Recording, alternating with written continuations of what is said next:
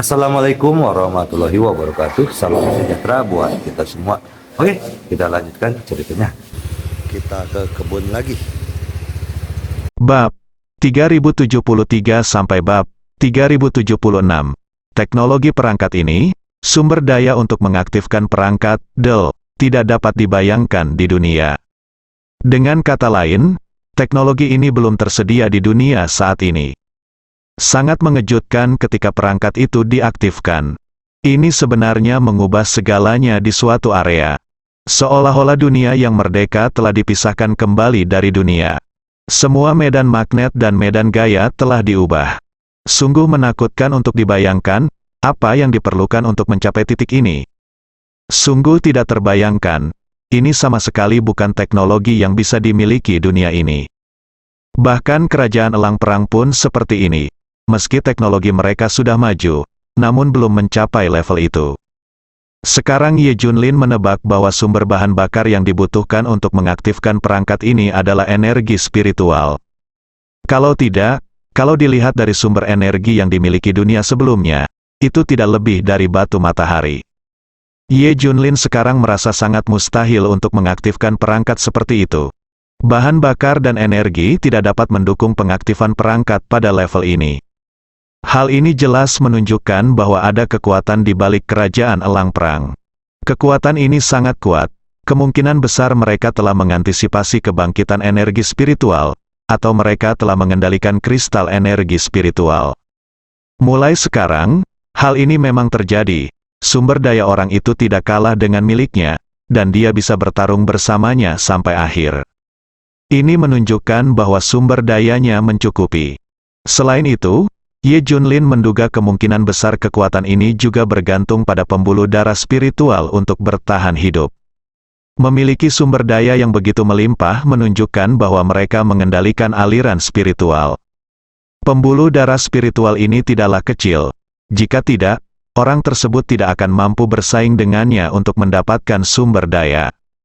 Namun yang tidak disangka Ye Junlin adalah bahwa pembuluh darah spiritual yang mereka miliki juga merupakan pembuluh darah super spiritual, tidak kurang dari pembuluh darah super spiritual di bawah gletser Antartika.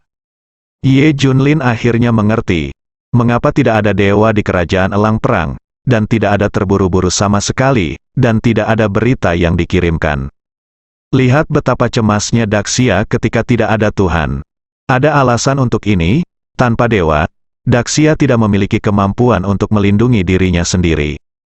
Tentu saja mereka takut, tapi War Eagle Nation tidak takut. Ada kekuatan dahsyat di belakang mereka.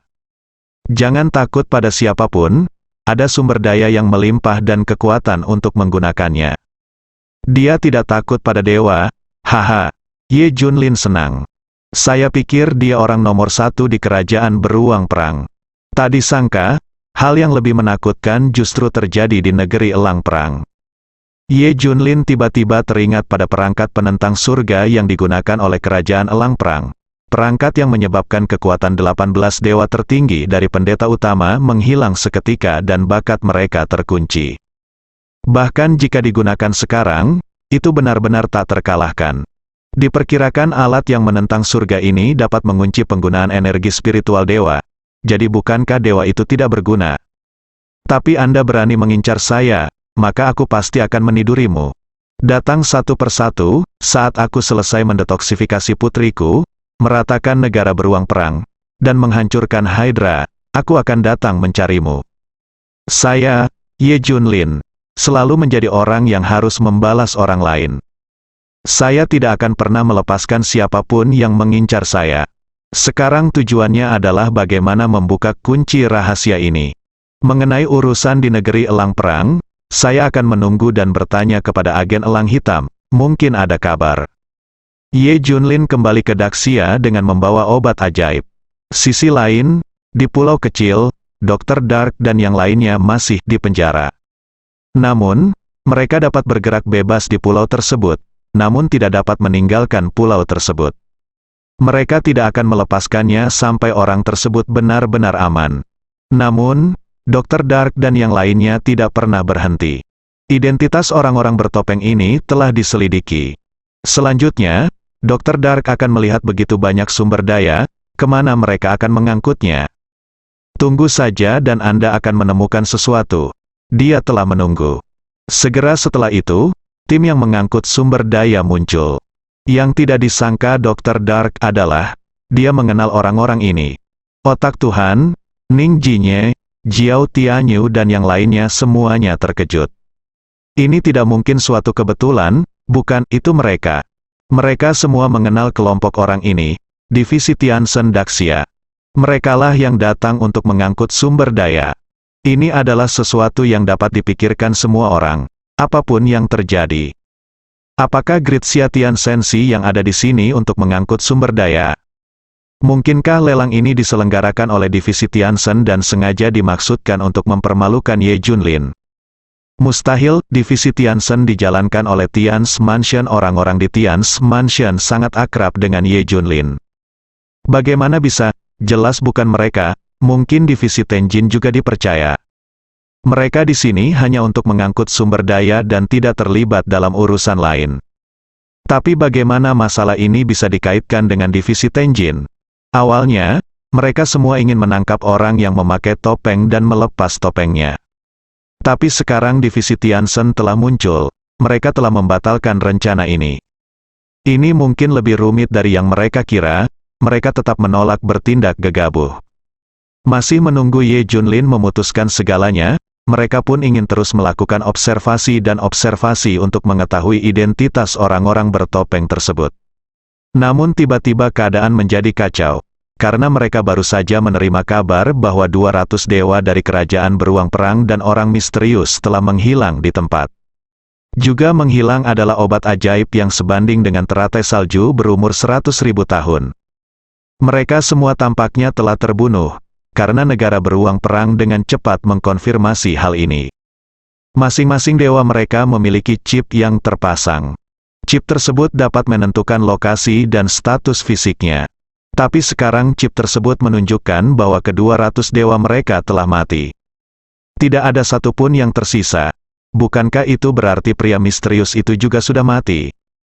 Pihak lain jelas mencari obat ajaib ini. Hal pertama yang dipikirkan semua orang adalah Ye Junlin. Tapi Ye Junlin telah diawasi, dan tidak ada kemungkinan untuk mengambil tindakan. Lokasi kemunculannya berbeda-beda, belum lagi orang lain. Cepat, cepat, bawa pergi secepat mungkin, pulau itu berada dalam kekacauan. Mereka mempercepat pengangkutan sumber daya untuk mencegah keadaan yang tidak terduga. Dr. Dark menyadari ada yang tidak beres dan segera memberitahu Ye Junlin kabar tersebut. Ye Junlin kaget saat mendengarnya, Divisi Tenjin akan mengirimkan sumber daya. Ye Junlin yang kebetulan berada di Daxia segera menghubungi Tian Sensui.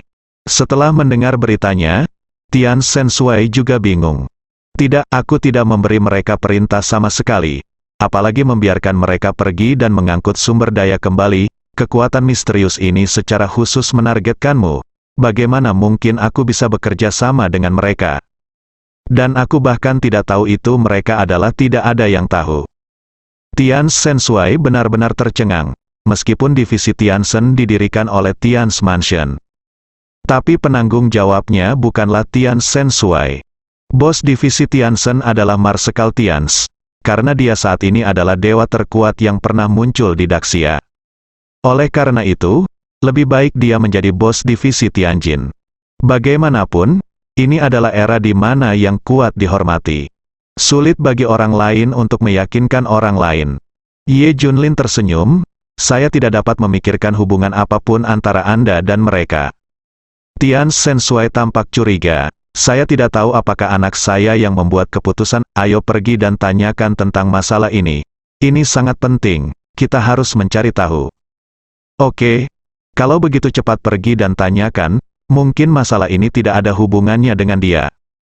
Kata Ye Junlin, dia memikirkan kekuatan dari aliansi langit hitam yang datang untuk merebut sumber dayanya.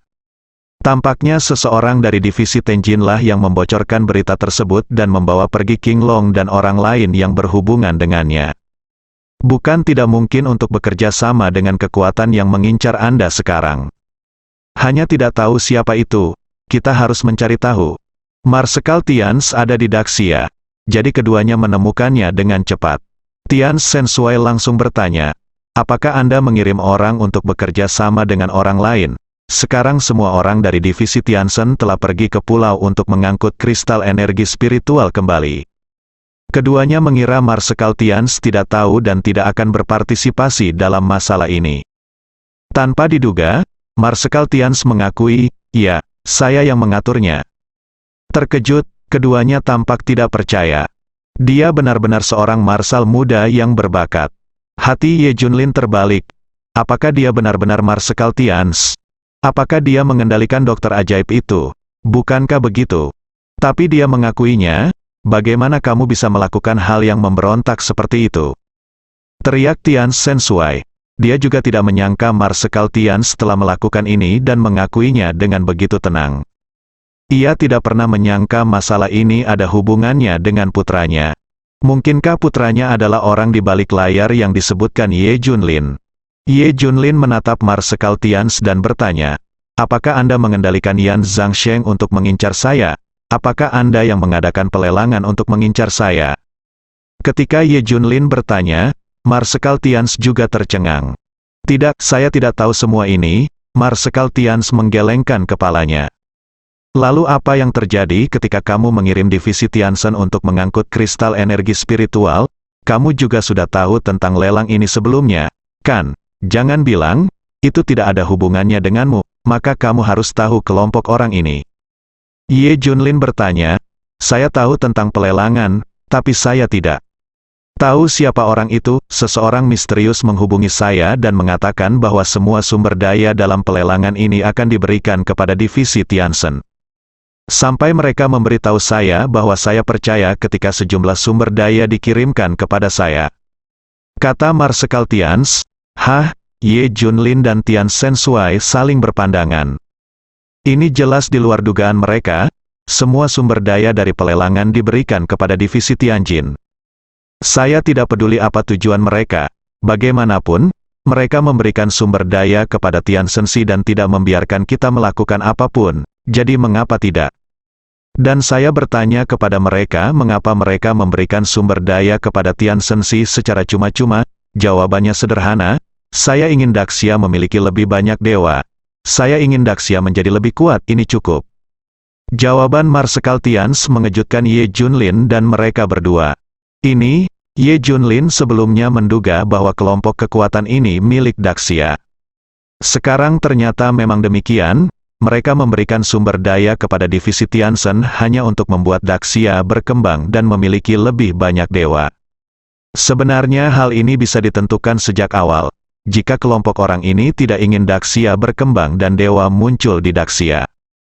Mereka telah mengendalikan dokter ajaib Yan Zhangsheng. Dia tidak akan diizinkan membantu Daxia menciptakan begitu banyak dewa.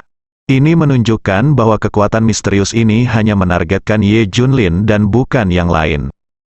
Secara khusus, mereka berharap Daxia bisa berkembang. Sekarang meminta Tian Sensi untuk mengangkut sumber daya dapat menjelaskan masalah ini dengan lebih baik. Ini, wajah Tian Sensui penuh dengan ketidakberdayaan. Tidak mungkin membedakan apakah itu musuh atau teman. Kelompok kekuatan ini jelas membantu Daxia. Mengapa mereka begitu mengincar Ye Junlin? Kebencian apa yang ada di antara kedua belah pihak? Tidak bisa membayangkannya, orang-orang di sekitar Anda. Sepertinya tidak ada orang yang memiliki kemampuan seperti itu. Ye Junlin semakin bingung. Siapa? Brengsek. Anda sendiri tidak melakukan apapun, bukan? Mengapa Anda tidak berani mengungkapkannya secara terbuka? Awalnya, Ye Junlin ingin bertanya kepada Tian Sensui apakah dia tahu tentang Tian Jilok. Sekarang sepertinya saya tidak bisa bertanya. Bukannya dia tidak mempercayai Tian Sensui, dia takut orang lain akan mengetahuinya. Ini mengungkap fakta bahwa obat ajaib ada di tangannya. Saat ini, tim yang mengangkut gelombang pertama kristal energi spiritual dari pulau telah kembali. Totalnya mencapai hampir 1,5 juta kristal energi spiritual berkualitas tinggi. Mata semua orang berbinar. Saya ingin tahu seberapa besar kekuatan yang dapat ditambahkan sumber daya ini ke Daxia. Bahkan nafas Tian Sensui menjadi cepat. Ada begitu banyak sumber daya. Tapi Ye Junlin tersenyum dan berkata, Ayo ambil kode yang sama, tidak apa-apa jika kamu ingin Daxia menjadi kuat, tapi jika kamu mengincarku, maka kita akan punya dendam. Jangan biarkan aku menemukanmu, tunggu. Ke divisi Tianjin untuk mendapatkan sumber daya. Dia tidak memiliki kendali atas hal itu dan bahkan mendukungnya. Tetapi jika Anda mengincar saya akan melakukannya kepada Anda. Melihat sosok Ye Junlin yang pergi, Tian Sensui dan putranya juga tampak bingung. Siapa ini? Mengapa kita harus menargetkan Ye Junlin? Itu tidak masuk akal, Daxia. Mereka semua tahu siapa yang telah disinggung Ye Junlin. Akankah ada yang lain? Saat ini, pulau itu juga sedang dalam kekacauan. Hydra berada dalam kekacauan. Apakah ke-200 dewa yang mereka kirimkan semuanya mati? Sulit dipercaya, siapa yang melakukannya? Mereka mencurigai banyak orang. Ye Junlin adalah satu-satunya yang tidak meragukannya. Karena hampir semua anak buah Ye Junlin ada di sini, dan Ye Junlin punya bukti alibi. Jadi itu bukan dia, itu hanya menunjukkan bahwa ada banyak orang yang melihat obat ajaib, dan banyak dari mereka di luar dugaan kita. Bahkan 200 dewa kerajaan Zanxiong dapat dengan mudah dimusnahkan. Ini menunjukkan bahwa tidak mudah bagi para dewa kekuatan untuk mencuri obat ajaib. Pada akhirnya, semua orang hanya bisa sampai pada kesimpulan seperti itu. Dokter kegelapan dan yang lainnya juga dibebaskan. Lagi pula, mereka tidak curiga sama sekali. Awalnya, Dr. Dark dan yang lainnya ingin memeriksa penanggung jawab lelang ini. Lihat siapa mereka di balik topeng mereka. Tapi setelah mendapat kabar dari Ye Junlin, biarkan mereka kembali. Kekuatan ini jelas telah memikirkan setiap detail di setiap langkahnya, yang terlihat dari fakta bahwa Tian Jinsi datang untuk mengangkut sumber daya. Mereka juga harus tahu bahwa mereka akan memeriksa yang bertopeng ini.